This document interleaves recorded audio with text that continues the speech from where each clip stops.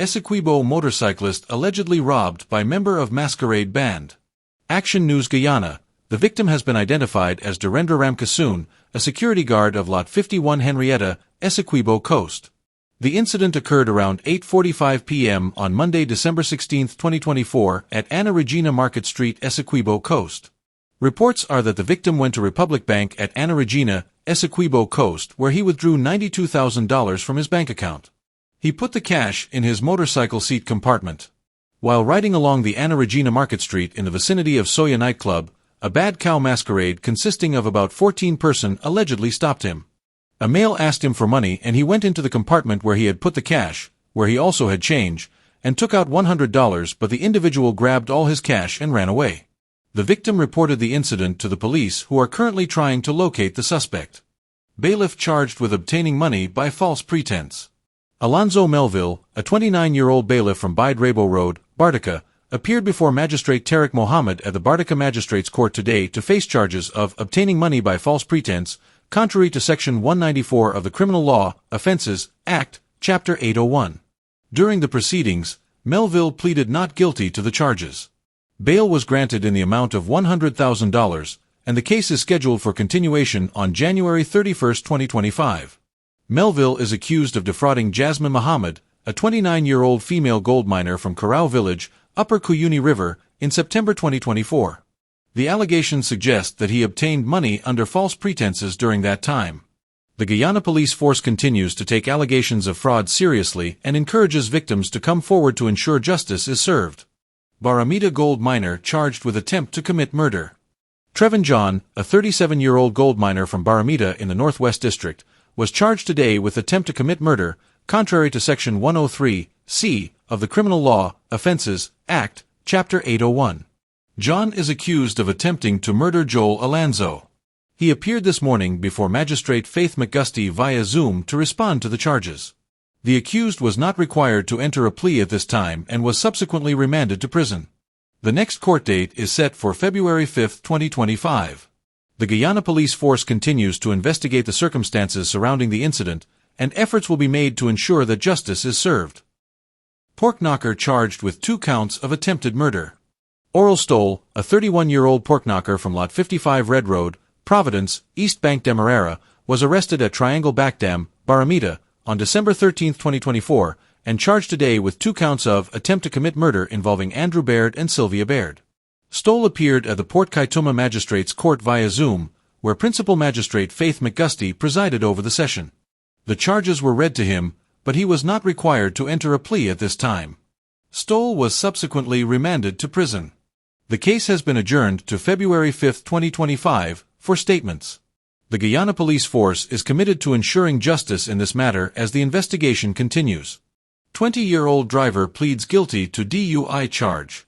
Randy Backus, a 20-year-old resident of Bamford Point, ESSEQUIBO River, appeared today at the Bartica Magistrate Court before Magistrate Tariq Mohammed to answer charges of driving a motor vehicle while under the influence of alcohol. The charge was laid under Section 39A(1) of the Motor Vehicle and Road Traffic Act, Chapter 51:02, as amended by Act 17 of 2022. Backus pleaded guilty to the charge and was subsequently fined $200,000 or sentenced to 3 months of imprisonment. The Guyana police force continues to take a strong stance against driving under the influence, urging all road users to prioritize safety and adhere to traffic regulations to prevent accidents and ensure the well-being of all citizens. Policeman arrested following incident of excessive force. News source Guyana. A policeman has been taken into custody following an incident captured on video, in which he was seen kicking a man in the head during an arrest. The event has drawn significant attention on social media, prompting immediate action from the Guyana police force. While the name of the officer has not been disclosed, the Guyana police force confirmed that the incident is under investigation by the Office of Professional Responsibility. In a statement released earlier today, the police acknowledged the circulating video and the importance of addressing concerns regarding the use of force by law enforcement. According to reports, the incident occurred while the officer was part of a group of policemen responding to a situation. The video shows the man lying on the road with his hands outstretched above his head when the officer approached and kicked him directly in the head. The police force is committed to maintaining high standards of conduct among its ranks and is taking this matter seriously. The investigation is ongoing, and updates will be provided as more information becomes available. Police investigating death of 63-year-old taxi driver. The Guyana police force has initiated an investigation into the death of Brian Litchcott, a 63-year-old taxi driver from Lot 104 Meadowbrook Gardens, which occurred around 1927 hours today at the Albertown police station. Preliminary investigations indicate that Litchcott was arrested by police on Durban Street at approximately 1830 hours for alleged dangerous driving. He reportedly collided with two stationary vehicles on the northern side of Durban Street while operating his motorcar, HB 6462. At the time of his arrest, Litchcott appeared to be under the influence of alcohol. At approximately 1925 hours, he was escorted to the Albertown police station for a breathalyzer test. While seated on the prisoner's bench in the inquiry's office, Litchcott suddenly collapsed to the ground at 1927 hours, appearing motionless. Emergency medical technicians, EMTs, were summoned immediately, but Litchcott was pronounced dead by a doctor from the Georgetown Public Hospital Corporation, GPHC. The scene was photographed, and initial assessments revealed no signs of violence, with no foul play suspected. Detectives reviewed CCTV footage from the police station, which captured Litchcott's arrival and subsequent collapse. His body has been transferred to the Memorial Gardens Funeral Home, pending a post-mortem examination. The investigation into this incident is ongoing, and further updates will be provided as they become available. Suspect in Toshao's murder claims long-standing abuse motive. Newsroom: a 26-year-old security guard has surrendered to police and confessed to the stabbing death of Toshao Ridley Joseph, citing years of alleged sexual abuse as the motive for his actions. Crime Chief Wendell Blanham confirmed that the suspect, from Work and Rust, Georgetown, is currently in police custody. The suspect reported that he had sought an apology from Joseph for years of abuse. According to information received, Joseph and the suspect were previously acquainted, as Joseph had taught him in primary school. After losing contact, the two reconnected on December 15, 2024, while crossing the Demerara River in a speedboat. Following their reunion, they exchanged contact information and spent the evening together. The suspect claims that when they returned to Joseph's hotel room at the Signature Inn, he asked Joseph for an apology, which Joseph reportedly refused. In a fit of rage, the suspect stated that he used a knife he had brought with him to inflict several stab wounds on Joseph. Toshao Joseph, 37, was found with 19 stab wounds. The brutal attack occurred between 0:50 and 7:30 hours on Monday. Investigations revealed that Joseph had checked into the hotel around 18:23 hours on Sunday. Shortly after, he left the hotel for an unknown destination, returning around 0:50 hours in the company of the suspect. Upon entering the hotel, Joseph purchased a bottle of water, and the two then proceeded to Joseph's room. The suspect left the hotel at approximately 2:19 hours. Police discovered several reddish stains suspected to be blood leading to the room, along with a hole in the door consistent with a sharp object. The gruesome scene was uncovered by the hotel receptionist, leading to the ongoing investigation by the Guyana police force. Public servant highlights financial struggles in Guyana. Michael, a public servant, has brought attention to the financial challenges faced by average workers in Guyana, stating that the only months that feel normal are April and December. His comments highlight ongoing issues of corruption, victimization, and competition for positions within public service. Michael, who earns less than $150,000 monthly, shared a breakdown of his monthly expenses, illustrating the difficulties many face in making ends meet. He noted that he often relies on borrowing, cutting back on expenses, or sharing costs with another person to navigate financial pressures.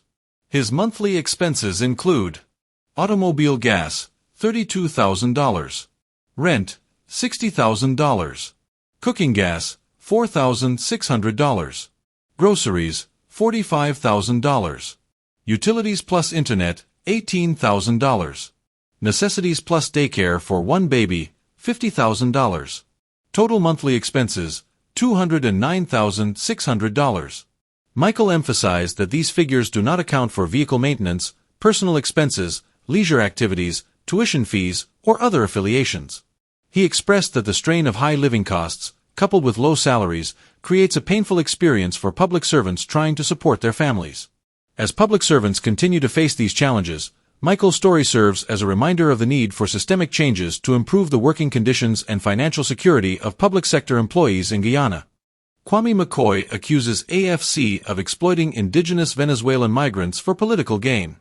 Newsroom: Minister of Public Affairs in the Office of the Prime Minister, Kwame McCoy, has publicly accused the opposition party Alliance for Change, AFC, and its leader, Nigel Hughes, of exploiting vulnerable indigenous Venezuelan migrants for political purposes, only to abandon them once their political agenda failed. In statements to the newsroom, McCoy criticized Hughes and the AFC for allegedly luring the migrants to Georgetown as part of a deceptive strategy aimed at entrapping the government. He described their actions as using the migrants as political pawns in a web of deception. It is important to note that after using these vulnerable indigenous Venezuelan migrants as political tools, the AFC has backpedaled from their public commitment to provide food and accommodation for them, McCoy stated. He emphasized that the opposition's actions were motivated by a desire for political gain, which ultimately backfired once their intentions were exposed. According to McCoy, the AFC abandoned the migrants at the Ministry of Amerindian Affairs, showcasing a blatant neglect of their welfare. It is abundantly clear from this latest play of cheap politicking that Hughes and the AFC cannot be trusted with public responsibilities. Once there was no opportunity for political mileage, they resorted to abandoning this vulnerable group, he declared. The minister's comments highlight the government's position that the opposition's actions are not only opportunistic but also detrimental to the migrants' well-being. The Ministry of Amerindian Affairs is actively working to provide support for those affected. In response to the situation, Lieutenant Colonel Earl Edgehill, aide-de-camp to President Irfan Ali, clarified the events that led to the migrants' arrival in Georgetown. He stated that during President Ali's recent visit to ESSEQUIBO, residents expressed a desire for assistance, but at no point did anyone invite individuals to travel to the capital. Following reports of a group of Warao people arriving at State House under the impression they were sent by the president, Edgehill coordinated immediate humanitarian assistance directed by President Ali. The group, consisting of approximately 30 adults and 15 children, was provided meals and essential supplies at the One Guyana kitchen, and arrangements were made for their safe return to ESSEQUIBO. It is appalling to see the same individuals making outlandish claims after receiving assistance, Edgehill expressed, emphasizing the government's commitment to addressing humanitarian needs while rejecting attempts to politicize the situation. The government remains focused on supporting the indigenous Venezuelan migrants and ensuring their welfare amidst ongoing political discourse.